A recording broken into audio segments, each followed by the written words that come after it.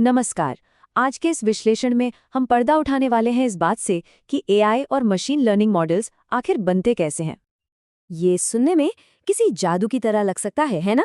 पर सच तो ये है कि ये एक बहुत ही स्ट्रक्चर्ड, एक तयशुदा प्रक्रिया है। एक ऐसा ब्लूप्रिंट जिसे कोई भी समझ सकता है। तो चलिए इसमें थोड़ा और गहरा उतरते हैं। देखिए, इंडस्ट्री में जो स्टैंडर्ड ब्लूप्रिंट है उसे क्रिस्प डीएम फ्रेमवर्क कहते हैं। ये जो 6 स्टेप्स हैं, ये किसी भी प्रोजेक्ट को एक बिजनेस प्रॉब्लम से लेकर, मान लीजिए जैसे घरों की कीमत का अंदाजा लगाना, वहां से लेकर एक तैयार सॉल्यूशन तक ले जाते हैं। पर सिर्फ इस ब्लूप्रिंट को फॉलो कर लेना ही काफी नहीं होता। जो असली कला और विज्ञान है ना, वो छिपा है चौथे स्टेप में, यानी मॉडलिंग में। और ये चुनौती मशीन लर्निंग की एक बहुत ही बुनियादी, एक फंडामेंटल कॉन्सेप्ट है। इसे कहते हैं बायस वेरिएंस ट्रेड ऑफ। तो यहाँ पर हमारा मकसद एक ऐसा मॉडल ढूंढना है जो न तो बहुत ज्यादा सिंपल हो और न ही बहुत ज्यादा कॉम्प्लेक्स। मतलब एक ऐसा मॉडल जो बिल्कुल जस्ट राइट हो, ताकि वो एकदम सटीक भविष्यवाणी कर सके। और ये जो संतुलन बनाने की कोशिश है, ये सीधे सीधे हमें 2 आम दिक्कतों की तरफ ले जाती है, अंडरफिटिंग और ओवरफिटिंग। इस बारे में एक बड़ी ज़रूरी सलाह दी जाती है कि बहुत कम फीचर्स के साथ शुरू करने से कहीं बेहतर है कि ज़्यादा फीचर्स के साथ शुरू किया जाए और फिर उसे सिंपल बनाया जाए, वरना पूरी बात ही हाथ से निकल सकती है। इसे समझने के लिए एक एग्जाम की तैयारी का उदाहरण लेते हैं। इससे समझ आएगा कि इन कॉन्सेप्ट्स का मॉडल की परफॉर्मेंस पर असल में क्या असर पड़ता है। अब ये ग्राफ जो है ये बड़ा दिलचस्प है। ये दिखाता है कि इन दोनों गलतियों का आपस में क्या रिश्ता है। जैसे जैसे हम मॉडल को और कॉम्प्लेक्स बनाते जाते हैं, ये दोनों कैसे बदलते हैं।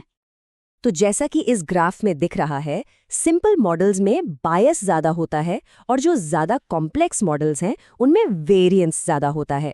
हमारा काम है बीच का वो स्वीट स्पॉट ढूंढना जहां टोटल एरर सबसे कम हो।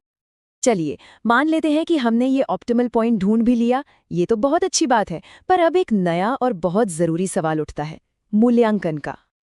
और यहाँ सबसे ज़रूरी बात यह है कि किसी मॉडल को उसी डेटा पर सही से टेस्ट नहीं किया जा सकता जिस पर उसे पहले ही ट्रेन किया जा चुका हो। तो इसीलिए स्टैंडर्ड तरीका ये है कि डेटा को 2 हिस्सों में बांट दिया जाए। एक हिस्से पर मॉडल को ट्रेन किया जाता है और दूसरे हिस्से पर उसे टेस्ट किया जाता है।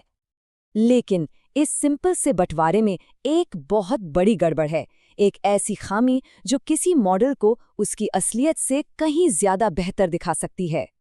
और यहीं पे आता है हमारी इस कहानी का आखिरी और सबसे जरूरी मोड़, डेटा लीकेज नाम की एक बहुत बड़ी गलती से बचना। डेटा लीकेज से होता क्या है कि मॉडल को एक अनफेयर एडवांटेज मिल जाता है। इससे उसकी परफॉर्मेंस जितनी अच्छी दिखती है उतनी असल में होती नहीं है और उस पर भरोसा नहीं किया जा सकता। तो परफॉर्मेंस का एक सही, बिना किसी पक्षपात वाला अंदाजा लगाने के लिए हमें अपने डेटा को एक बार और बांटना पड़ता है। और ये है इसका सबसे बेहतरीन समाधान, डेटा को 3 हिस्सों में बांटना। एक ट्रेनिंग सेट, एक वैलिडेशन सेट और एक टेस्ट सेट। ये टेबल साफ साफ दिखाती है कि हर डेटा सेट का अपना एक अलग और खास काम है। इससे ये पक्का हो जाता है कि जो फाइनल टेस्ट सेट है वो सच में एक अनदेखा रियलिटी चेक बना रहे। तो कुल मिलाकर बात यह है कि ये जो सीक्रेट रेसिपी है, ये कोई जादू नहीं है। ये एक स्ट्रक्चर्ड प्रोसेस है, संतुलन बनाने की कला है और सबसे जरूरी एक ईमानदारी से किया गया मूल्यांकन है। तो अब जब ये तरीका पता चल गया है, तो सोचने वाली बात ये है कि असल दुनिया की कौन सी मुश्किल को इसके जरिए हल किया जा सकता है, क्योंकि संभावनाएं तो सच में अनगिनत हैं।